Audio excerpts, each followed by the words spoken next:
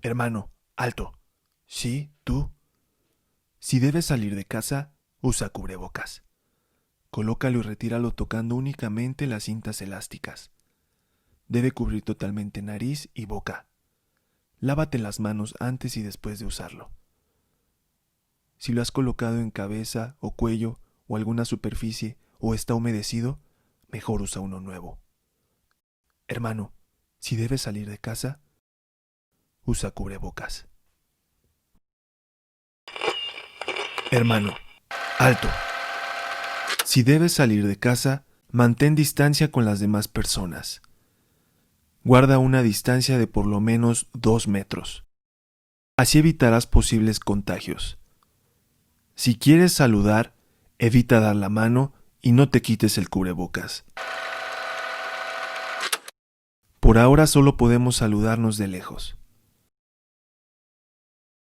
Hermano, si debes salir de casa, mantén distancia.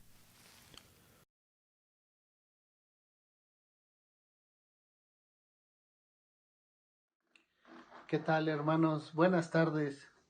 Es un gusto, un gozo poder estar a través de estos medios una vez más reunidos para alabar y bendecir el nombre de nuestro Dios, aquel Dios que nos ha hecho un solo cuerpo, aquel Dios que no ha mirado nuestras flaquezas ni nuestras debilidades como algo en lo que tenga que rechazarnos, sino como algo que nos ha hecho merecedores de su misericordia, por su puro y su infinito amor, por su pura bondad y porque Él así lo quiso.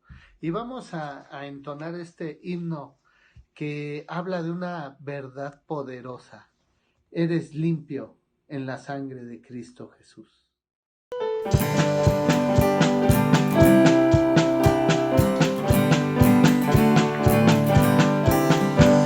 Sagrado en Cristo plena salvación, por la sangre que Cristo vertió, toda mancha lava de tu corazón, eres limpio en la sangre eficaz, eres limpio en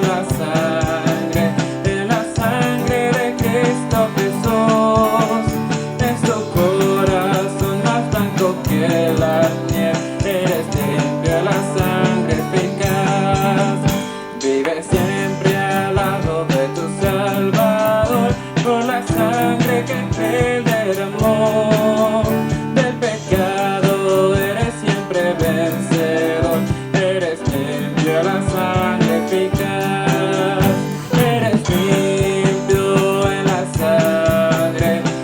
sangre de Cristo Jesús, es tu corazón más blanco que la nieve, eres limpio en la sangre eficaz, tendrás ropa blanca al venir Jesús, eres limpio en la fuente de amor, estás listo para la mansión de luz, eres limpio en la sangre eficaz, eres limpio en la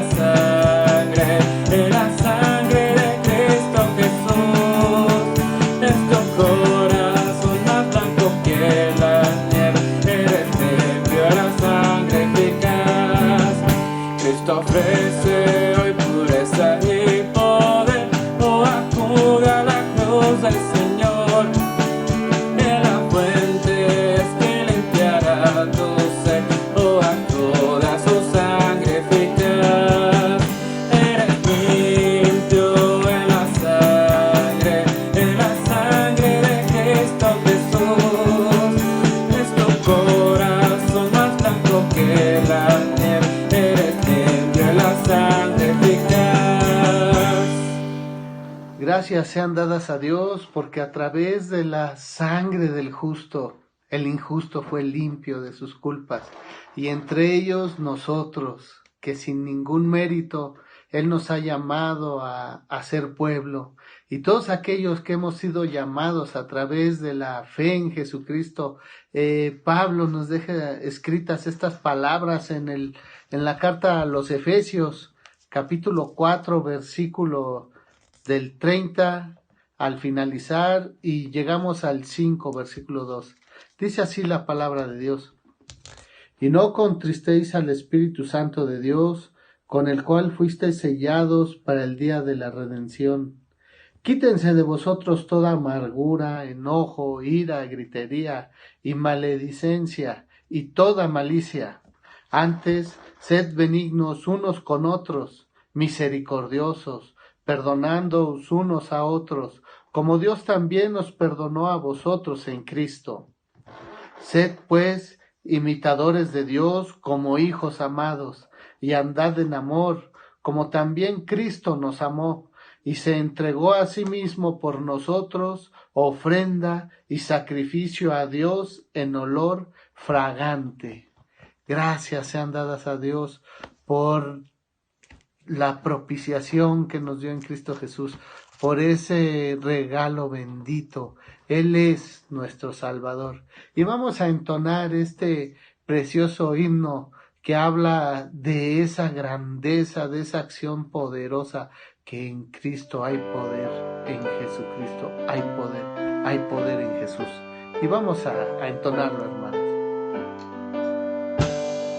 Quieres ser salvo de toda maldad, tan solo hay poder en mi Jesús. Quieres vivir y gozar santidad, tan solo hay poder en Jesús. Hay poder, poder, sin igual poder en Jesús, quien murió. Hay poder, poder, sin igual poder en la sangre que Él vertió. Quieres ser libre de orgullo y pasión, tan solo hay poder en mi Jesús. Quieres vencer toda cruel tentación, tan solo hay poder en Jesús. Hay poder, poder, sin igual poder en Jesús, quien murió. Hay poder, poder, sin igual poder en la sangre que Él vertió. Quieres servir a tu Rey y Señor, tan solo hay poder en mi Jesús. Ven y ser salvo podrás en su amor, tan solo hay poder en Jesús. Hay poder, poder, sin igual poder en Jesús, quien murió. Hay poder, poder, sin igual poder en la sangre que Él vertió. Amén, hermanos. Gracias a Dios, en Jesucristo hay poder. Y miremos a la luz de la palabra qué tan grande bendición hay en nuestra vida, porque hemos sido de los bendecidos, de los afortunados, de los bienaventurados que han atendido al llamado, no por mérito nuestro, sino porque así le plació a Dios. Pero vamos a escuchar esta palabra que se encuentra en Mateo 7, versículos 13 y 14. Dice: entrad por la puerta estrecha, porque ancha es la puerta y espacioso el camino que lleva a la perdición, y muchos son los que entran por ella, porque estrecha es la puerta y angosto el camino que lleva a la vida, y pocos son los que la hallan. Y por pura misericordia de Dios y por su pura bondad, tú y yo hemos atendido al llamado de entrar por esta puerta estrecha, sin merecerlo, sin tener ningún mérito, pero porque Dios nos llamó. porque Dios quiso que atendiéramos a ese llamado, a su Santo Espíritu. Y Él hoy nos ha bendecido con la entrada por esta puerta estrecha. Hermano, eso es algo en lo cual hace digno y merecedor de que nuestra voz se levante para alabar y bendecir su santo nombre. Con este estribillo, Cristo, te exalto. Cristo, te exalto, te proclamo mi bienestar, tú aquí, me entrego en adoración. Cristo, te exalto, te proclamo mi bienestar, tú aquí, Señor, me entrego en adoración.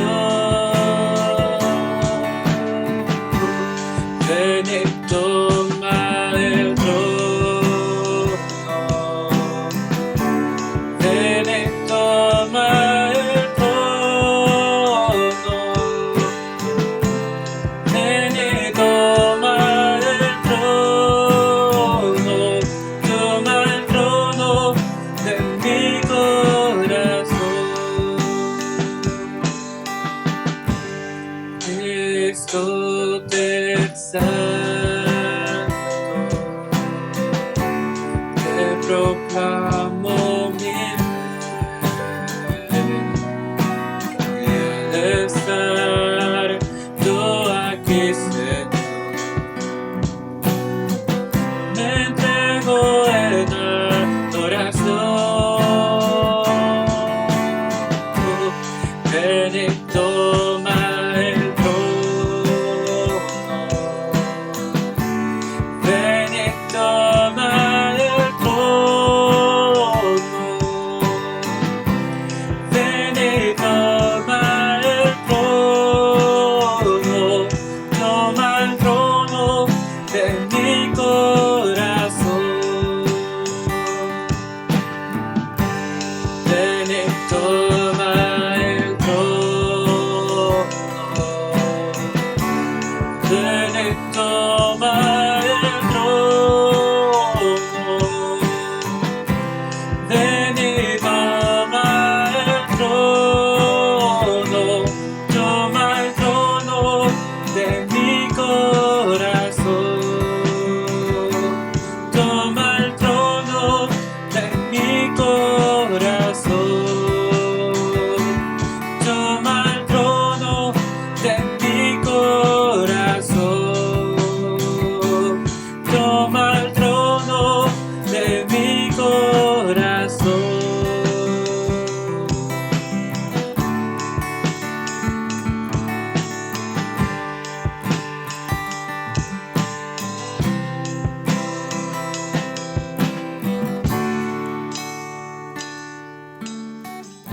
Bendito sea nuestro Dios, que nos predestinó desde antes de la fundación del mundo, para que formásemos parte del cuerpo de Cristo.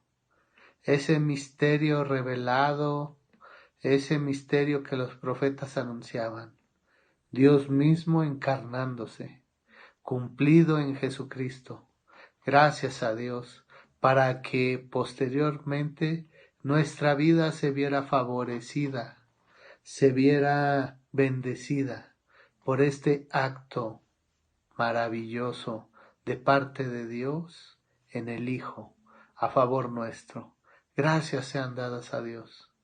Y vamos a atender la palabra en esta tarde, por favor. Vamos a estar atentos, hermanos. Dios les bendiga.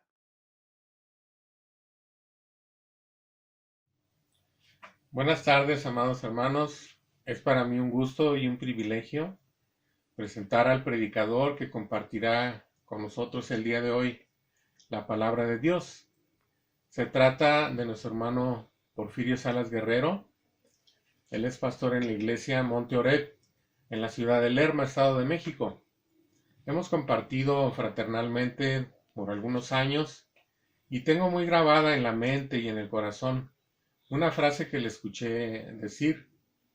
Y él decía que para servir a Dios necesitamos recalibrarnos continuamente en su presencia para poder ser instrumentos útiles en sus manos, como aquellos equipos que se usan para hacer productos o mediciones que requieren de gran precisión. Y estoy convencido de que, aunque nuestro hermano tiene una preparación académica y ministerial bastante importante, lo más importante para él en su ministerio son esas horas pasadas en oración, en comunión con Dios y con su palabra. Y reitero que es para mí un privilegio presentar a nuestro hermano y estoy seguro que Dios nos bendecirá con su palabra a través de los labios de él. Con ustedes queda nuestro hermano Porfirio Salas Guerrero.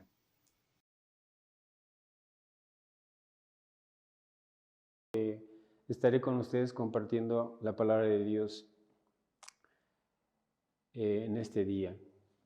Oremos. Señor Jesús, te damos gracias por la alegría de la vida. Te damos gracias, Señor, porque tú eres bueno. Te damos gracias, Señor Jesucristo, porque nos has conseguido caminar en tus caminos hasta el día de hoy, porque tu gracia nos ha sostenido. Tu gracia ha sostenido, Señor, a la iglesia que está en Villa de las Flores. Gracias, Señor Jesucristo. Te damos gracias y te rogamos que tú me ayudes, Señor. Te ruego que tú me ayudes a predicar esta palabra, Dios. Gracias, bendito Dios, en el nombre de Jesús. Amén. Y, hermanos, vamos a compartir una palabra que está en la carta a los Colosenses, capítulo 1, del versículo 24 al versículo 29. Dice así la bendita palabra de Dios. Ahora me gozo en lo que padezco por vosotros y cumplo en mi carne lo que falta de las aflicciones de Cristo por su cuerpo, que es la iglesia, de la cual fui hecho ministro, según la administración de Dios que me fue dada para con vosotros, para que anuncie cumplidamente la palabra de Dios. El misterio que había estado oculto desde los siglos y edades, pero que ahora ha sido manifestado a sus santos, a quienes Dios quiso dar a conocer las riquezas de la gloria de este misterio entre los gentiles, que es en Cristo en vosotros, la esperanza de gloria, a quien anunciamos, amonestando a todo hombre y enseñando a todo hombre en toda sabiduría, a fin de presentar perfecto en Cristo Jesús a todo hombre, por lo cual también trabajo luchando según la potencia de Él, la cual actúa poderosamente en mí. Entonces, hermanos, el día de hoy veremos tres aspectos en la vida del ministerio del apóstol Pablo. La predicación, ustedes le han puesto Cristo en nosotros, la esperanza de gloria. Y vamos a encontrar, hermanos, en nuestro primer punto que vamos a ver aquí, vamos a encontrar cuál es la posición de Pablo ¿Cuál es la posición de Pablo frente a la comisión que el Señor Jesús le ha encomendado? Y lo vamos a encontrar de los versículos 24 al 25. En el versículo 24, pues empieza ahí la introducción, ¿verdad? Pero quisiera comentarles un poco, que seguramente ustedes ya lo saben, pero básicamente esta carta se cree que fue escrita desde la cárcel en Roma por ahí del año 60 al 61, y tenemos que esta carta fue escrita con un propósito de poder dar claridad con respecto a la doctrina que estaban enseñando los judaizantes y los gnósticos en ese tiempo en la iglesia de Colosas. Si ustedes me acompañan ahí a Colosenses 2:1, veremos que el apóstol Pablo no había no había estado en esta iglesia. Dice, porque quiero que sepáis cuán gran lucha sostengo por vosotros y por los que están en la Odisea y por todos los que nunca han visto mi rostro. Entonces entendemos que el apóstol Pablo no estuvo en Colosas y que no estuvo ahí personalmente para cuando la iglesia se fundó, sino que fueron otros hermanos, ¿verdad? En este caso vemos que la persona que el apóstol Pablo menciona aquí, Epafras, era el pastor de esa iglesia, ¿verdad? Entonces, dice en el versículo, en Colosenses 1, versículo 7, dice, como lo habéis aprendido de Epafras, nuestro consiervo amado, que es un fiel ministro de Cristo para vosotros. Entonces, hermanos, en los versículos anteriores, en el mismo capítulo 1, del versículo 1 al 23, tenemos que el apóstol Pablo se dirige a los creyentes de la iglesia que está en Colosas y les dice, yo creo que ustedes lo pueden leer en sus casas o lo pueden con leer más detenimiento, pero básicamente les recuerda que la iglesia está comandada por el Señor Jesucristo y les narra como de una manera sintetizada el Evangelio de la gracia y les recuerda a estos creyentes en quién está fundada su fe. Y entonces Él les dice que el Señor Jesús es la imagen del Dios invisible. Él es el primogénito de toda creación. Por Él fueron creadas todas las cosas y el Señor Jesús es dueño de todo. El Señor Jesús reina en los cielos, reina en todo el cosmos. No solamente aquí en la tierra, sino en todo el cosmos que nuestros ojos ven y aún en los cielos que nosotros no ven. Pues como sabemos, el apóstol Pablo un día dijo que fue arrebatado hasta el tercer cielo. Entonces, el Señor Jesús es el Señor de toda la creación. Entonces, en el versículo 24 dice, si regresamos ahí, dice, ahora me gozo en lo que padezco. Ahora. Entonces, el apóstol Pablo en los versículos 1 al 23 se dirige a la iglesia de Colosas y de pronto, dentro de sí, en su pensamiento, nuevamente vuelve a donde él está.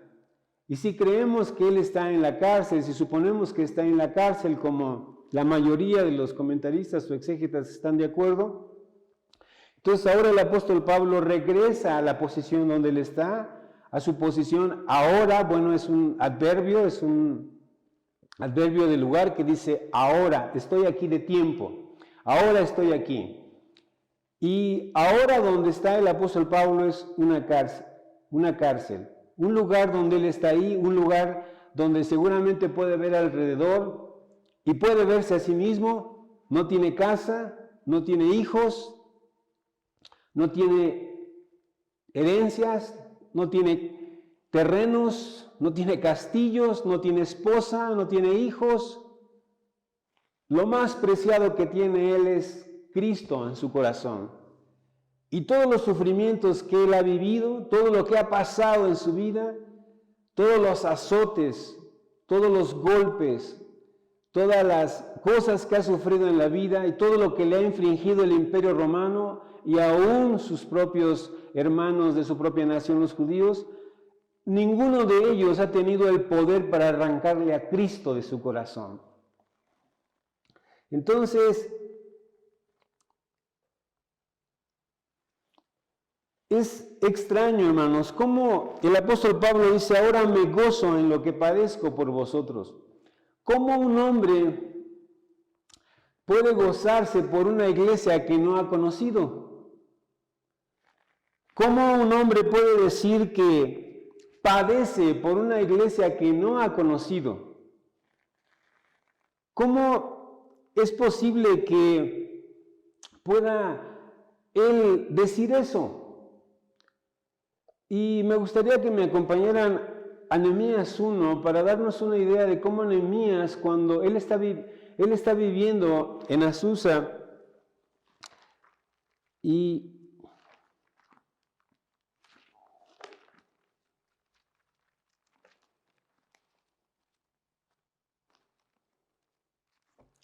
En Nehemías 1, versículos 1 al 4, dice, palabra de Nehemías, hijo de Acalías, aconteció en el mes de Quisleo, en el año 20, estando yo en Susa, capital del reino. Nehemías, como ustedes saben, era copero del rey, la persona que probaba el vino antes de que, o la comida antes de que el rey comiera, y dice que vino Ananí, uno de mis hermanos, con algunos varones de Judá, y les pregunté por los judíos que habían escapado, que habían quedado en la cautividad, y por Jerusalén. Nehemías no había estado, había crecido en la cautividad, había crecido como esclavo. No había estado en Jerusalén. Y de pronto dice, y me dijeron, él pregunta, ¿cómo está su pueblo? ¿Cómo está su nación? Un lugar, personas que no conoce, que no ha visto, no conoce Jerusalén. Dice, y me dijeron, el remanente, los que quedaron de la cautividad, allá en la provincia, están en gran mal y afrenta. El muro de Jerusalén derribado y sus puertas quemadas a fuego. Y escuche esto en el versículo 4, dice, cuando oí estas palabras, me senté y lloré, e hice duelo por algunos días, y ayuné y oré delante del Dios de los cielos. ¿Qué tenía Nehemías que lo hacía un hombre sensible al corazón de Dios? ¿Qué tenía Pablo que lo hacía un hombre sensible al dolor, sensible al dolor por otras personas, sensible a orar, sensible a interceder? Y yo creo, hermanos, que es el Espíritu de Dios. Es Dios mismo escuchando, es Dios mismo sintiendo el dolor y la opresión. Y entonces aquí Nehemías dice que se sentó. Dice que cuando oí estas palabras me senté y lloré. Y el llorar es una sensación de desesperación, de impotencia, de saber que no puedo hacer, que no tengo los recursos en mis manos suficientes para poder hacer algo. Sin embargo, Nehemías tenía el recurso de la oración, como Pablo también tiene el recurso de la oración. Dice, me senté, hice duelo por algunos días y ayuné y oré delante del Dios de los cielos. Entonces, podemos ver, hermano, que a pesar de que no está el apóstol Pablo físicamente, no ha conocido a la iglesia de Colosas, no conoce las caras de las personas que están ahí, pero él dice, ahora me gozo en lo que padezco. Me gozo en lo que padezco. Y también tenemos otro ejemplo en las Escrituras cuando el Señor Jesús,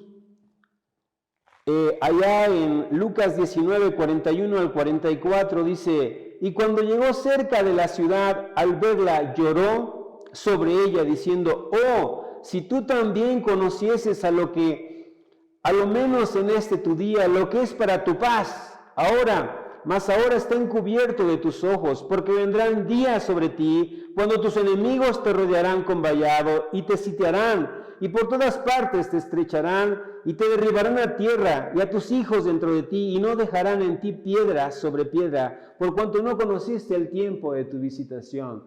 El Señor Jesús ya no va a estar en la carne cuando llegue el emperador Tito y destruya Jerusalén. Sin embargo, Él lo está viendo porque Él es Dios y Él es omnipresente, omnisciente y Él conoce todo. Y sin embargo, el pueblo lo ha rechazado y llora por eso. Y aún, hermanos, este hecho nos lleva mucho más lejos. Podríamos pensar que el apóstol Pablo es un hombre fuera de serie, es un hombre sensible, pero tenemos que reconocer que las palabras que el apóstol Pablo está hablando, las está hablando porque el Espíritu de Dios las está poniendo en su boca. Por eso es que creemos que la Biblia es palabra de Dios, que es palabra que fue inspirada por Dios. Entonces, si creemos en eso, entonces tenemos que pensar que la iniciativa de Dios, que lo que el apóstol Pablo está hablando es una iniciativa que parte de Dios, es un pensamiento que parte de la mente de Dios.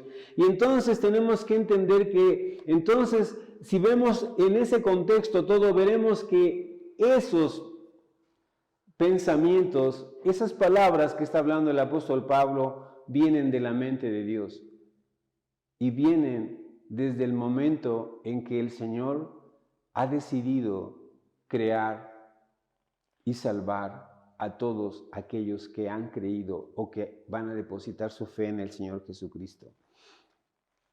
Y que es el Señor que está buscando y está anhelando alcanzar almas que le acepten, que le adoren.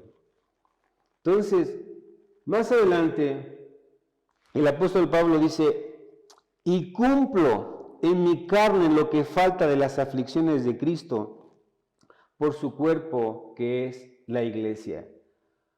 Cumplo quiere decir que podría traducirse que me lleno, es decir,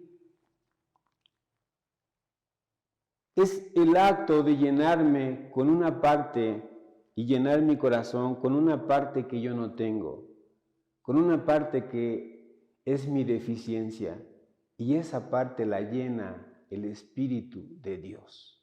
Esa parte que me hace sensible al dolor, esa parte que me hace llorar, esa parte que me hace orar, esa parte que me hace clamar, no es mía, esa es una parte que viene y es llenada por el Espíritu de Dios.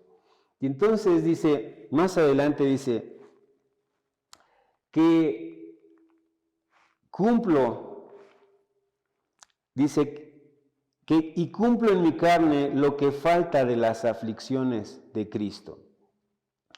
No se está refiriendo, hermanos, a que el Señor Jesús tenga que seguir sufriendo todavía, o que ya el sufrimiento que hizo fue insuficiente y que ahora tiene que sufrir más.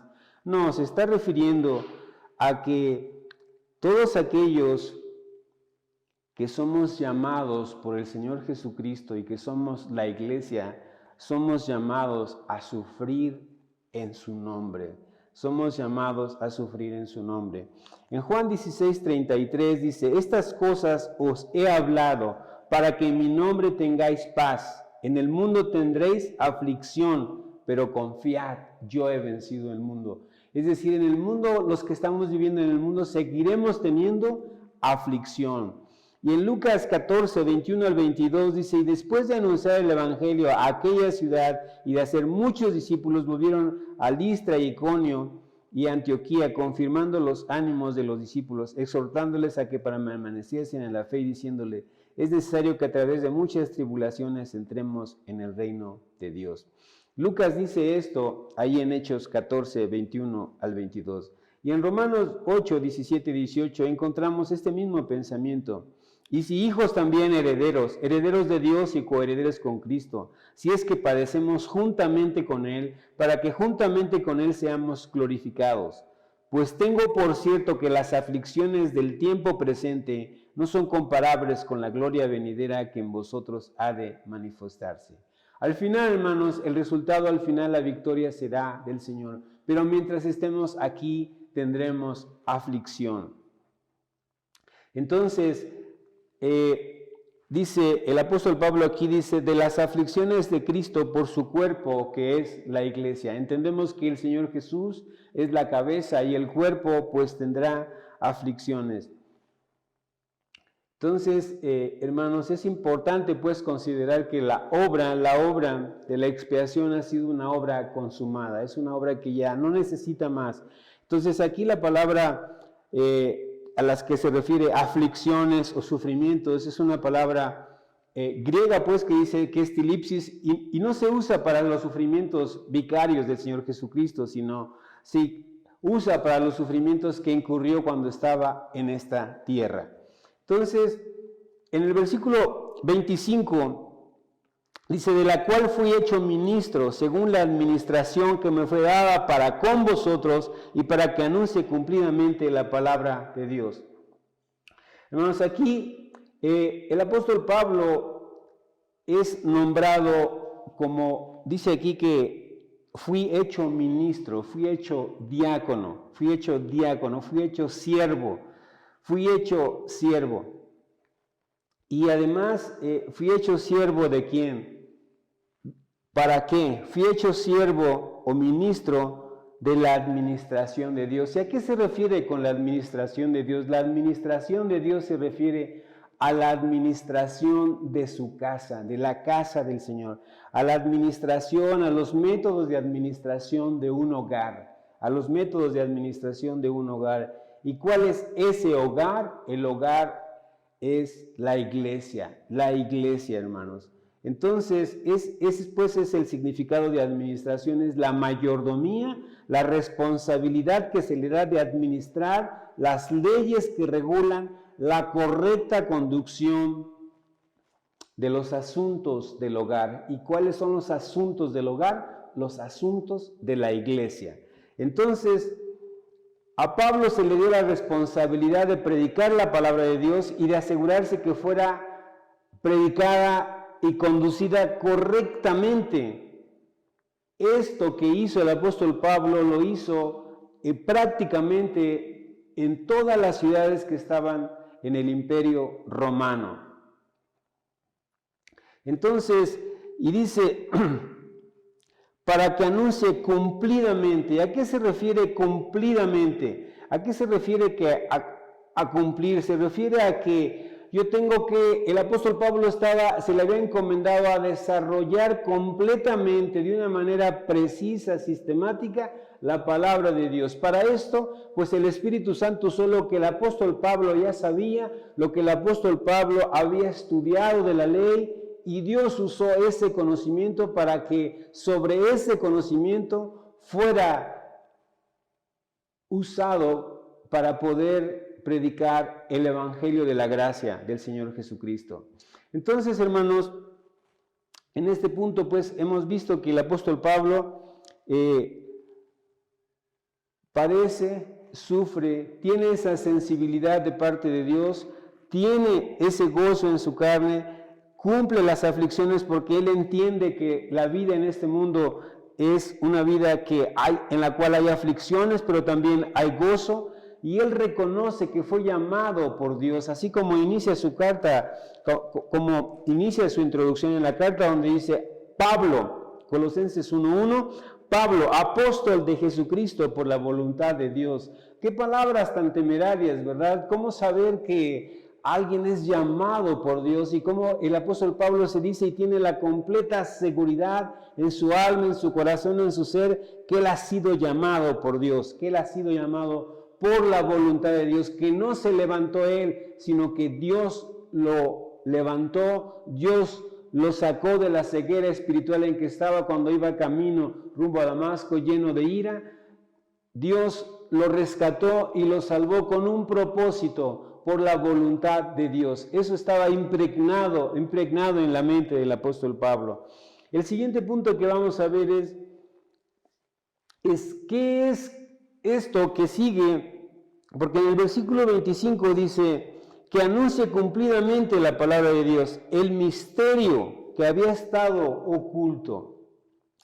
¿Qué misterio tenía que predicar el apóstol Pablo? ¿Cuál era ese misterio?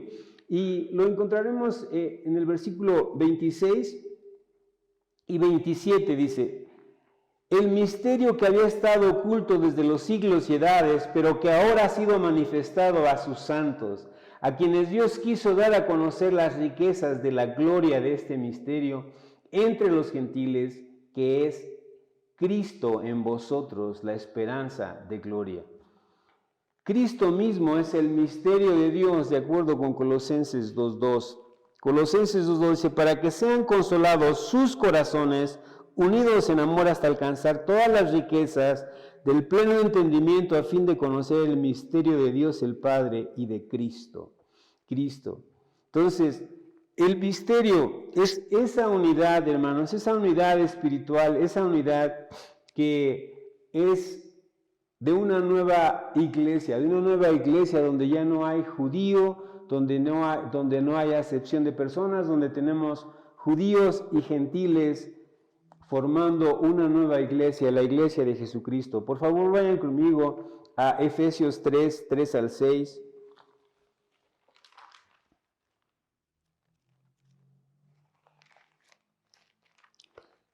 Efesios 3,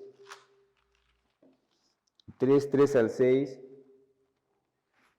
Y dice así, que por revelación me fue declarado el misterio, como antes lo he escrito brevemente, leyendo lo cual podéis entender cuál sea mi conocimiento en el misterio de Cristo, misterio que en otras generaciones no se dio a conocer a los hijos de los hombres, como ahora es revelado a sus santos apóstoles y profetas por el Espíritu, que los gentiles son coherederos y miembros del mismo cuerpo y copartícipes de la promesa en Cristo Jesús por medio del Evangelio. Sin duda, hermanos, nosotros somos judíos por la fe. Somos judíos por la fe porque hemos sido injertados, como dice la carta a los romanos, en ese nuevo árbol de la vida. Fuimos sacados de la putrefacción del mundo, fuimos cortados de ahí, sacados por la sangre de Cristo, porque el Señor Jesucristo en la cruz bebió la copa de la ira de nuestros pecados, bebió esa copa de la ira y nos compró a precio de sangre, y ahora somos injertados en ese nuevo árbol. Somos judíos, somos hijos de Abraham por la fe. Entonces somos coherederos de la gracia.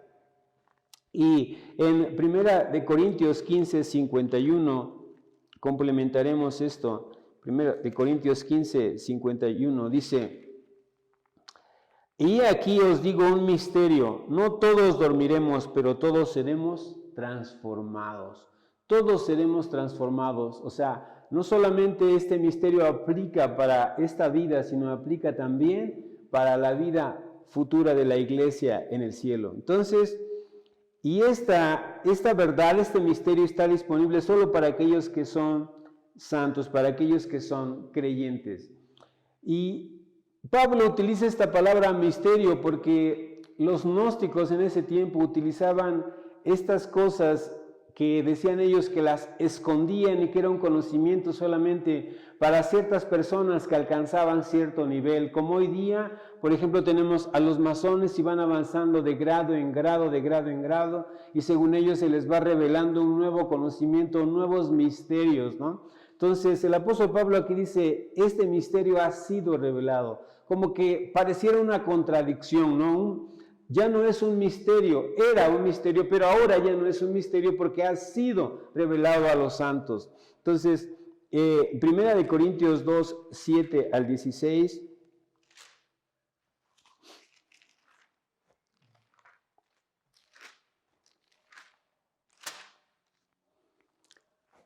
No lo voy a leer todo, pero dice, mas hablamos sabiduría de Dios en misterio, la sabiduría oculta, la cual de Dios predestinó antes de los siglos para nuestra gloria, la que ninguno de los príncipes de este siglo conoció, porque si la hubiera conocido, nunca habrían crucificado al Señor de la gloria. Es decir, ese misterio, esa cosa que estaba escondida era la venida de nuestro Señor Jesucristo.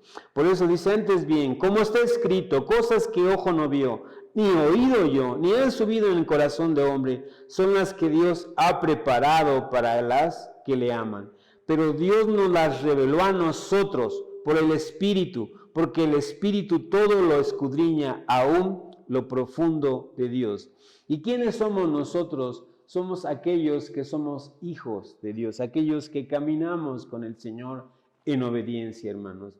Entonces, pues, cuando dice, regresamos a Colosenses 1, 26, y dice, el misterio que había estado oculto desde los siglos y edades, pero ahora ha sido manifestado a sus santos.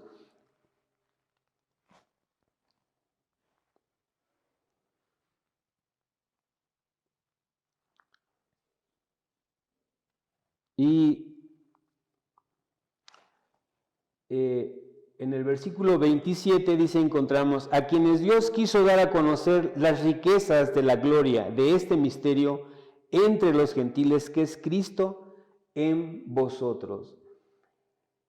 Y esto, aquí hay algo hermoso, hermanos, porque dice Cristo en vosotros. Significa que Cristo está siendo ese centro en medio de una comunidad de fe, en medio de la iglesia. Y si Cristo está en medio de la comunidad de fe, entonces podría cumplirse ese versículo que dice el Salmo 3:3, que Jehová es escudo alrededor de esa comunidad de fe. Jehová es escudo alrededor de nosotros. Entonces dice, en nosotros.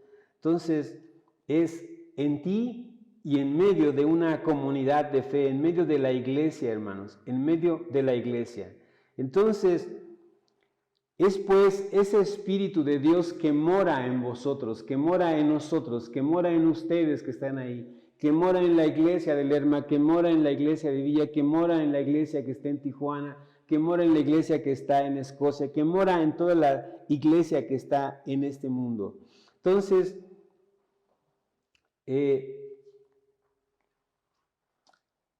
el Nuevo Testamento, hermanos, es claro que el Espíritu de Dios o el Espíritu Santo toma residencia permanente en todos nosotros como creyentes. Vayamos, por favor, a Romanos 8:9.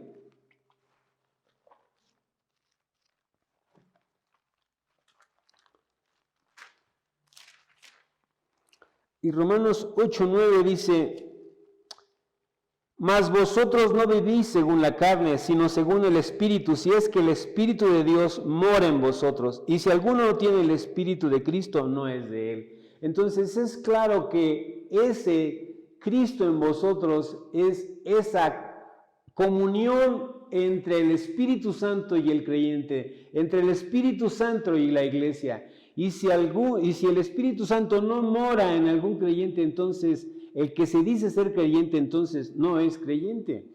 Esto, digamos, para ejemplificarlo, pudiéramos decir, tú puedes ver una Coca-Cola y puedes decir Coca-Cola, puede decir ahí estar negra, puede tener el color negro de una Coca-Cola, sin embargo lo pruebas y a lo mejor es agua del caño o es agua putrefacta.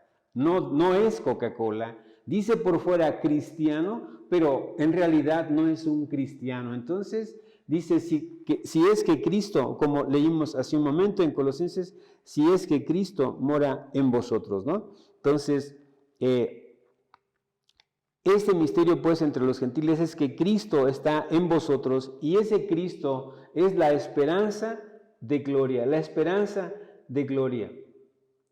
Entonces, hermanos, en el siguiente punto, terminamos con el siguiente punto que es el misterio de la proclamación de Pablo. ¿Cómo es este misterio de la proclamación de Pablo? Y lo vamos a encontrar en los versículos 28 y 29. Dice, ¿a quién anunciamos? Amonestando a todo hombre, enseñando a todo hombre en toda sabiduría, a fin de presentar perfecto en Cristo Jesús a todo hombre, para lo cual también trabajo, luchando según la potencia de Él, o sea, de Cristo, la cual actúa poderosamente en mí. Hermanos, sabemos que cuando estamos en la iglesia y la meta de la iglesia en este tiempo es hacer o provocar que haya madurez de los santos. El mismo apóstol Pablo menciona ese crecimiento que al principio es un bebé, que se le da leche, después es más grande, va creciendo, se le va dando comida más sólida, hasta que finalmente va creciendo en una estatura espiritual. Entonces, Pablo expresó claramente esto en Efesios 4, 11 al 13, si me acompañan por favor. Efesios 4, 11 al 13, y dice así, y él mismo constituyó a unos apóstoles, a otros profetas, a otros evangelistas y a otros pastores y maestros, a fin de perfeccionar a los santos para la obra del ministerio, para la edificación del cuerpo de Cristo, hasta que todos lleguemos a la unidad de la fe y del conocimiento del Hijo de Dios, a un varón perfecto, a la medida de la estatura de la plenitud de Cristo. Es decir, todos estamos en un ecosistema que es la iglesia, donde Cristo está en nosotros, donde Cristo es el centro de nuestra vida, donde Cristo está en cada creyente, y todos vamos caminando y en la iglesia hay diferentes dones, ministerios, de tal forma que todos seamos edificados, de tal forma que todos seamos consolados, de tal forma que todos seamos confrontados, de tal forma que vivamos una vida de fe abundante. Entonces, ¿esto para qué es? Para que haya crecimiento y madurez de los santos. ¿Quiénes son los santos? Todos aquellos que hemos sido apartados y que hemos confesado que el Señor Jesucristo es nuestro Señor y Salvador y que vivimos conforme a eso que creemos en la fe. Entonces, hermanos, este objetivo el apóstol Pablo lo señala ahí en Colosenses 4:12. En Colosenses 4:12, en esa misma carta, dice: os salude Epafras, el cual es uno de vosotros, siervo de Cristo, siempre rogando encarecidamente por vosotros en sus oraciones, para que estéis firmes, perfectos y completos en todo lo que Dios quiere. Esa edificación de la iglesia es lo que Dios quiere. Eso es lo que Dios quiere. Entonces, hermanos, el objetivo de la iglesia no es simplemente ganar almas o ganar personas para Cristo, sino también ganarlas, discipularlas y llevarlas a la madurez espiritual, para que puedan soportar los vaivenes y los sufrimientos de esta vida y no puedan apartarse a cualquier momento de la prueba. Dice: no, es que Cristo no vive en mí, es que entonces tengo problemas porque entonces mi fe no me está ayudando. No, tenemos que edificar, que el Espíritu Santo nos ayude a edificar esa iglesia de Jesucristo, porque es su iglesia comprada con su sangre.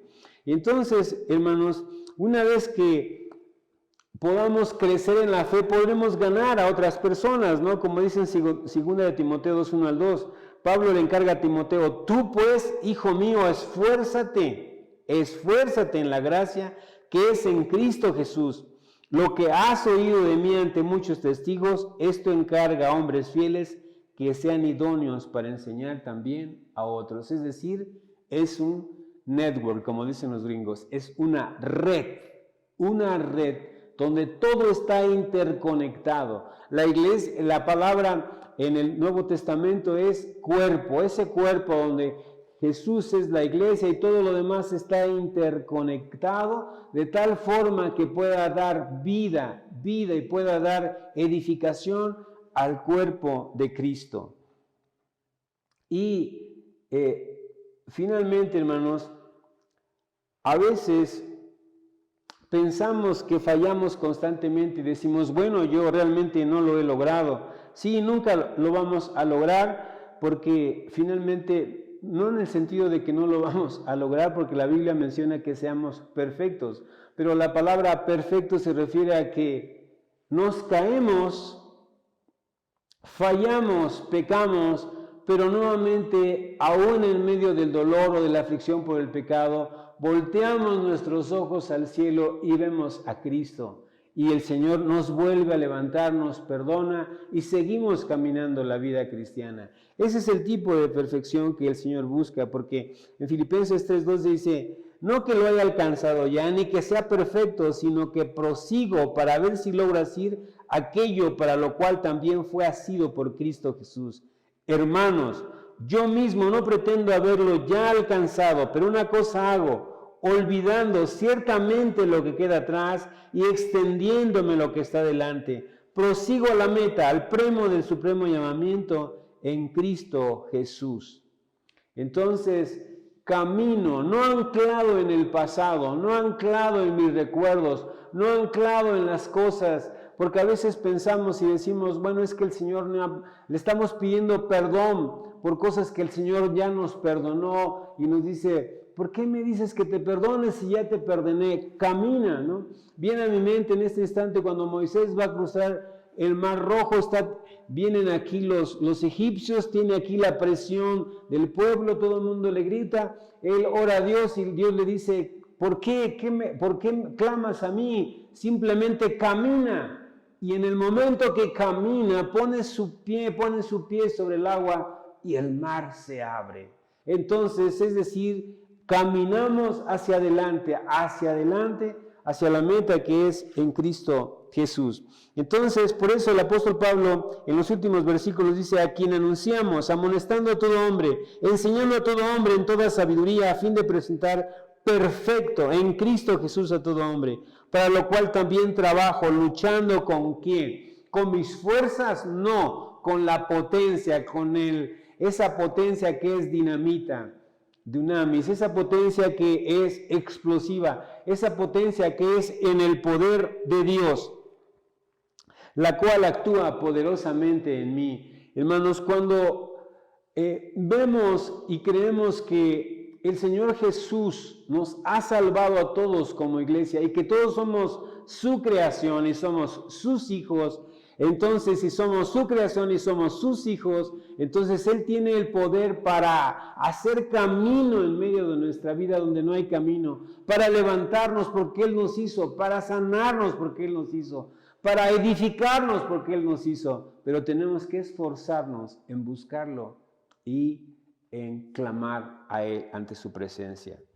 Entonces, hermanos, no como los gnósticos de aquel tiempo que pensaban que la perfección solamente se lograba pasando de un grado de conocimiento a otro, y que siempre era a través de un conocimiento escondido. No, hermanos, es a través de la potencia y el poder de Dios. Entonces, hermanos, el día de hoy hemos visto 3 aspectos que finalmente están en el ministerio del apóstol Pablo. El primero, hermanos, vimos fue cuál es la posición de Pablo frente a la comisión que el Señor Jesucristo le ha encomendado. El segundo fue qué misterio era el que tenía que predicar Pablo, y ese misterio era que ya no había más separación entre judíos o entre griegos, o entre gentiles y judíos, sino que solamente había un solo pueblo por el cual el Señor Jesús había muerto. Y el último, finalmente, que es ¿cómo es ese ministerio de la proclamación de Pablo? No es en sus fuerzas, sino es en las fuerzas y en el poder del Señor Jesucristo.